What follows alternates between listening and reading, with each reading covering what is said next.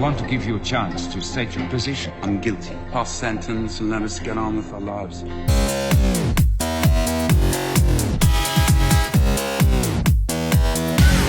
Hello. Today we are talking film. Film is great. I love film. Jacob loves film. Who doesn't like movies? Give me a break. Everybody likes it. But today we're watching Darkness. Darkness can be good. Darkness can be very good.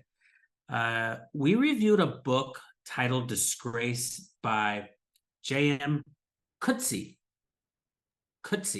I know Gerhardt has said, no, you need to go back and try to figure out how to pronounce it. I think that's right. I have tried. JM Coetzee has written some fantastic novels, including The Adventures of Michael K., maybe The Life and Times of Michael K., and other books, including Disgrace. And we reviewed that book. Check out that review with Jake Gerhardt and Jacob Aguilar and Ruben Aguilar.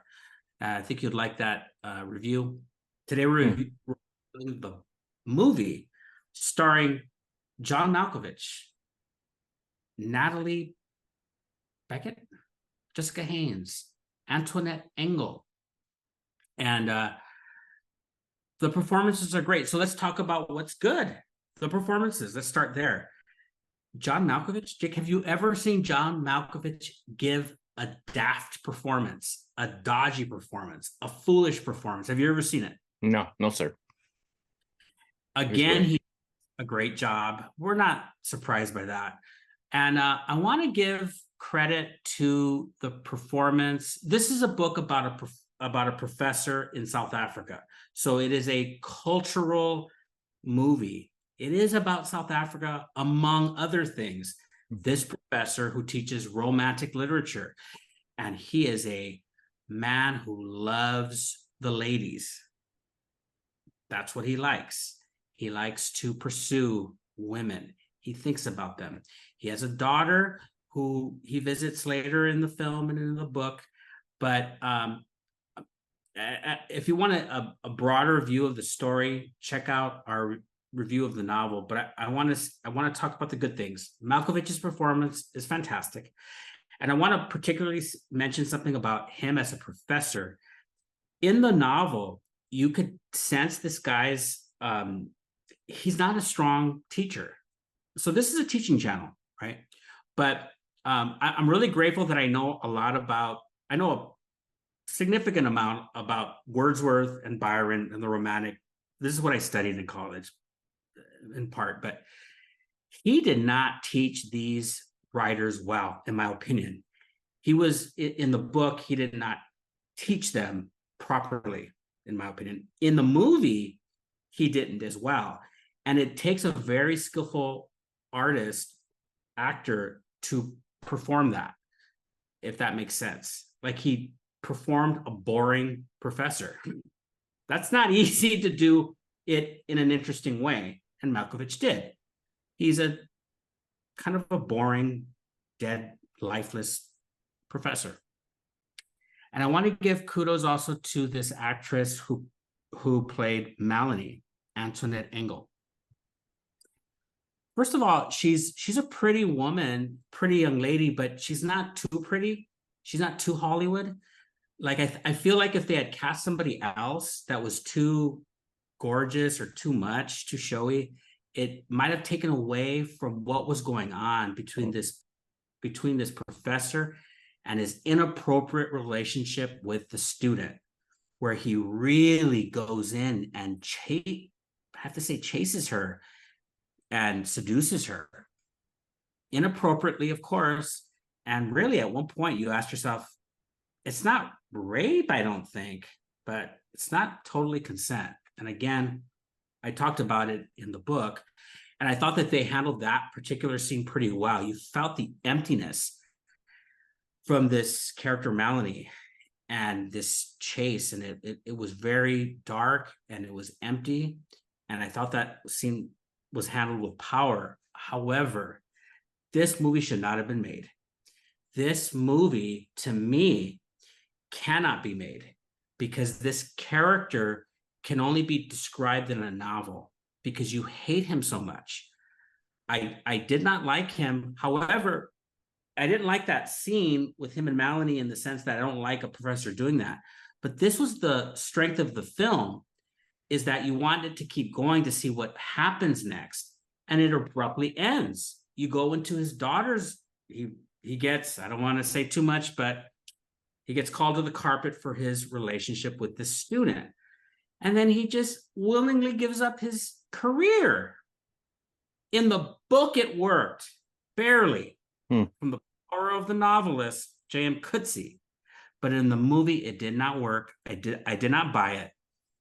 And I wanted that scene, or at least that relationship, to go on. I wanted that storyline to go on. And it abruptly ends to when he goes and visits his daughter and lives with her, his daughter Lucy. I would just say this, Jacob. I'll hand it over to you, and I'll say from that point on in the movie, I did not care. I cannot recommend this movie because I didn't care at that point in his visits. And there's a lot to be said about what happened to him. And we could talk about more about what happened to him when he visits his daughter Lucy. What say you about this film? Well, I don't want to repeat any of the things you said because the things you shared were really good. I do want to share a couple of different things, though. One is the setting is, as you shared, South Africa. And one of the big pluses, I'll share a couple of pluses, is the cinematography, because it was a place where I did not want to visit. And in the book, I felt that way. But when I saw it, that's what film does. You go, wow, this is a place that is a lot of it's shown. A lot of it's portrayed in a farm in I guess outside Johannesburg, but no, Cape Town, and it's just barren. And I'm like, this is not, doesn't seem fun. I wouldn't want to live here. And my wife walked in once and she goes, oh, this, no way. And we always talk about places we would like to visit. Another thing though, besides the scenery, which I thought showed, because a lot of the story is just ugly because of this man, this professor that you were sharing, or Ruben Malkovich's character, that he is, and I think a lot of men pursue women, but the way he was doing it was very controversial, because it's only one way, right? And not really treating women with respect and with dignity and so forth. But the actress who plays his daughter, her name is Jessica Haynes.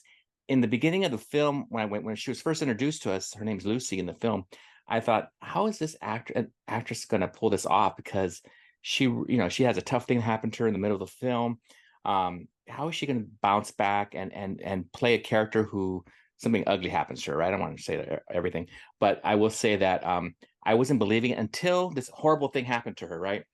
And then I saw her character change, and I thought, oh, she is a good actress. So I really thought she did a good job, because I didn't buy it in the beginning. Go, oh, why did they get this?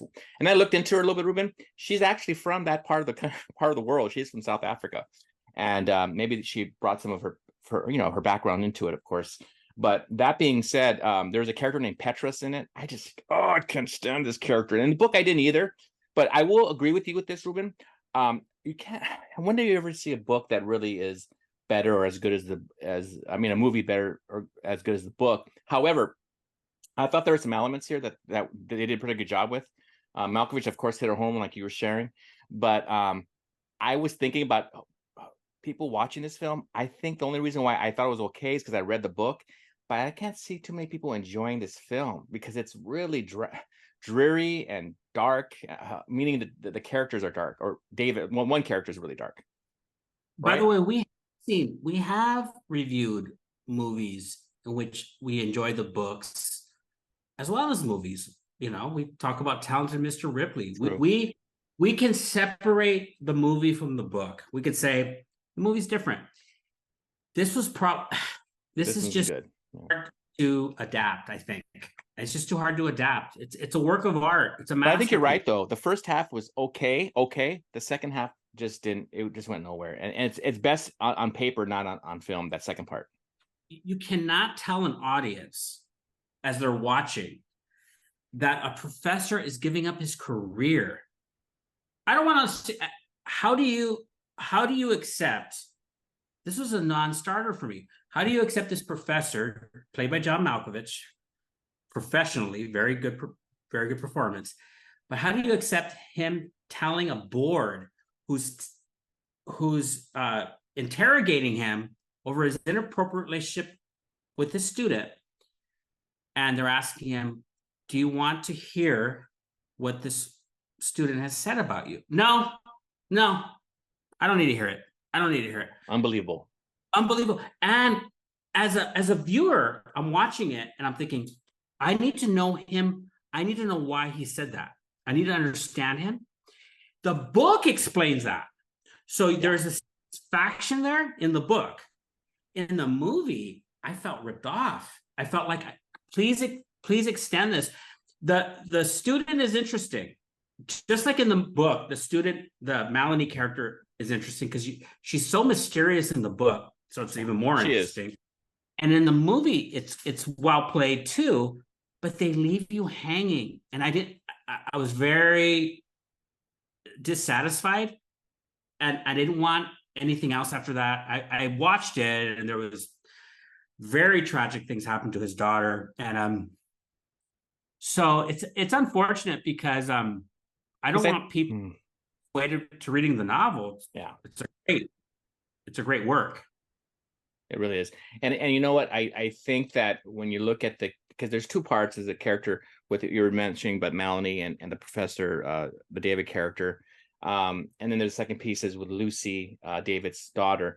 And I feel like in the book, they did a really good job with kind of connecting those two characters, Lucy and the Melanie, right? Meaning when I say connecting, I mean, they're both gone through a lot, and in the film, I don't see that. There's kind of disconnect between, those situations where I think they really were similar in some ways. For sure, in the way that David, Malkovich's character, really didn't get them. And at one point, the daughter tells Malkovich, "You don't get it. Like in a way, you'll never get it. You'll never get what happened to me." And I think she was right because he wasn't there for her physically and emotionally into this thing that happened to her. Go ahead. Jake, what was really disappointing to me is in the book and in the movie, they open with his relationship with this prostitute that he was seeing. So the professor, I think his name is David Lurie. David, yeah. Was seeing a prostitute. And then at one point in the book, he sort of follows her and spies her as she's having lunch with her daughter, maybe. I think that's what happens in the book. Yeah. And she sees Lurie watching her. And at that moment, everything ends. So the next time they see each other, she cuts him off. She goes, "I don't want to see you anymore." But she doesn't say it. But it's such a glimpse into his character where